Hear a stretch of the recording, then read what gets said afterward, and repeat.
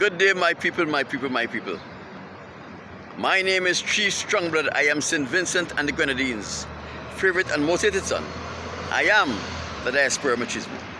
My people, today I'm doing a pre-protest video. I'm going to protest a little later, about 12 o'clock. Give a different cross-section of the traveling public the opportunity to see me and to see my sign.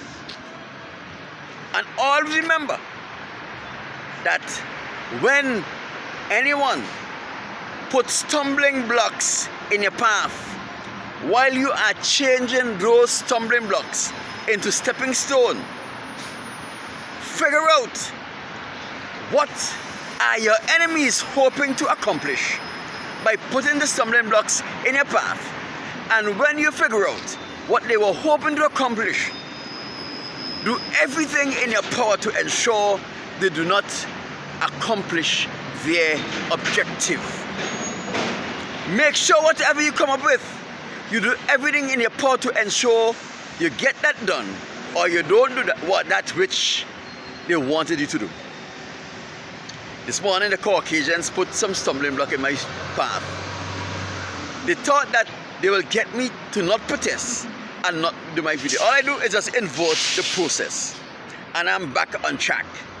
I will do my video and I will protest at 12 o'clock.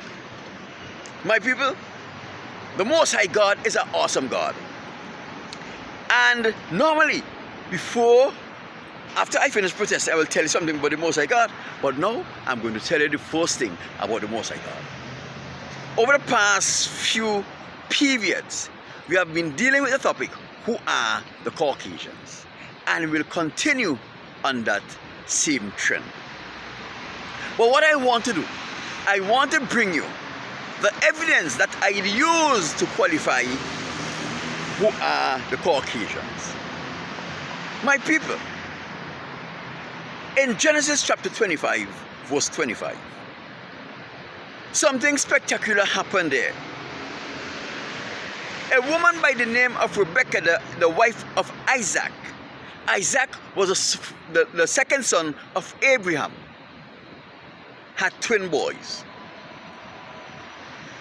And for the first time in history, these twins were as night and day, literally. One were black and one were white. According to the scriptures, Esau was red and hairy like a cloak. This is the perfect description of a Caucasian.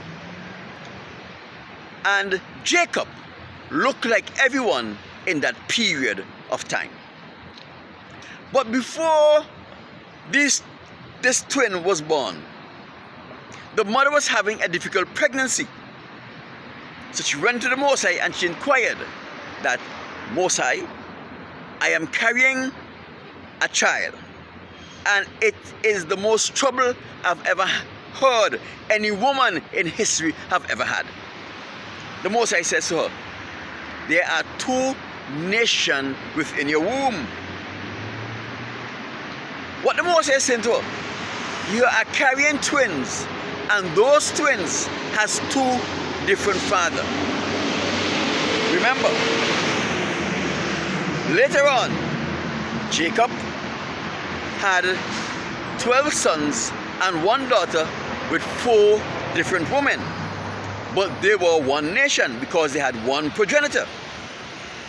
But Rebekah was carrying 2 nations. That means there were 2 children in her womb with 2 different fathers. Now, the birth of Esau and Jacob was the fulfillment of the very first prophecy in Genesis chapter 3, verse 15, where the Most High tells Satan that he is going to have children on the earth. Right? The Most High Son Yahweh, aka Jesus Christ, explained this in the parable of the wheat and the tares. Go back and read it, or go back and find the video that I dealt with that in. Now, how do you conclude that the Edomites of Bible time and the Caucasians of today's world are one and the same people? Now, you have to remember the Caucasians went into every nation, destroyed the history of themselves and their relationship with every nation of the world. And they hide the truth about themselves from every nation. And in the case of us, the descendants of the children of the transatlantic slave trade, they beat the knowledge of self and God out of us. That is why they were beating us in slavery. Not because they wanted us to work, but because they don't want us to speak about the Most High. And they don't want us to remember the tradition of our ancestors. So the Israelites don't know who they are. And we did not know who the Caucasian was. But let us go to the publication of the Caucasians. In the Encyclopedia Britannica, under the topic Roman Rule, subtopic Jerusalem, it says there that Herod, the Roman king who ruled over Israel and Palestine, was an Edomite. We know Herod was a Roman, and the truth and the fact is that Rome have always been a province in Italy. But Rome rose up against its master Italy and became an independent state. And then it went back into subjection of Italy. So if Herod, the Roman king, was an Edomite, and we know the Romans were Caucasians, and all of the Romans are Italians, that means all of the Italians are Caucasians and they are Edomites. Remember, it was when Rome was fractured that all of the other Caucasian nations, England, France, Germany, and all these things came about. So they are offspring of Rome. So we could see all of these people are Edomites. But let us go a little further into another publication of the Edomites, the Caucasians. Those people who walk around and try to deceive the world and tell you that they are Jews when they are Caucasians, right? They have a publication that they call Chabad, online version chabad.org. And when they were discussing 14 facts you must know about Esau, fact number 12 says that Esau is the progenitor of the Romans. And they identify a particular duke in Esau, a duke that is called Magdiel, as being the father of the Roman. If you go into Genesis chapter 36 to the last part of Genesis chapter 36, you will see they will give you 11 dukes of Esau. And in those 11 dukes, one of the name of the dukes is Magdiel. So Magdiel is a direct descendant of Esau, and Magdiel is the progenitor of the Caucasians nation. Now, they lie about who we are, and they told us that we are African. My people, what you need to know is when the Caucasians went in search for slaves in the 14th, 15th, 16th, and 17th centuries, they didn't go looking for Africans. Let me explain to you. In BC 68 or 70,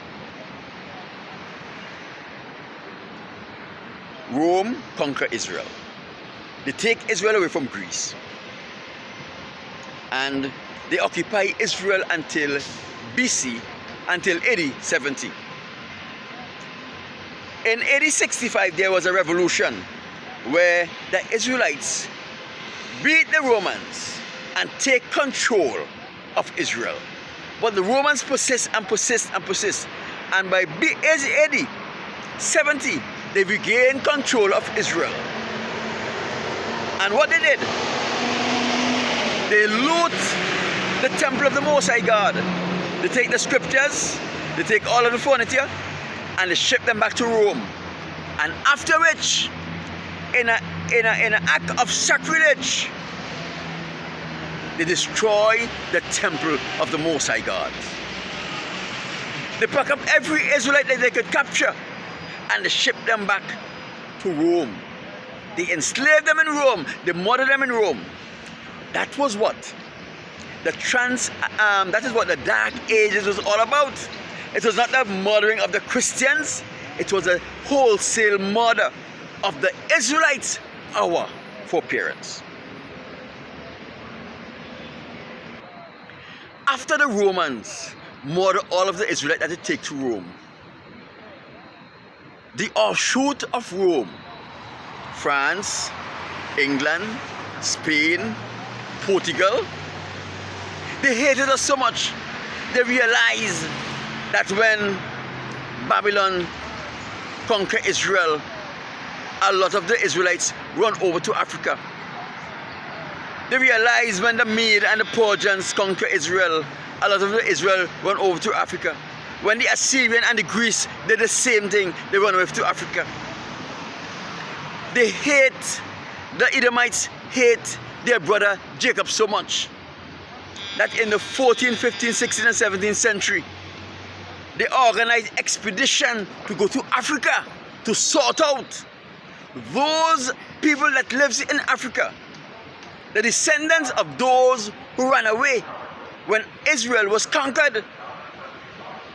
And so they started the slave trade, trading in Israelites' bodies.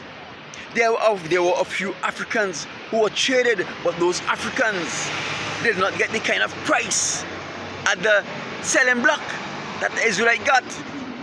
So those conquistadors, as they were called, avoid catching Africans for slave, but they will go to the deepest end of Africa in search of every pocket of Israelites that has a little community.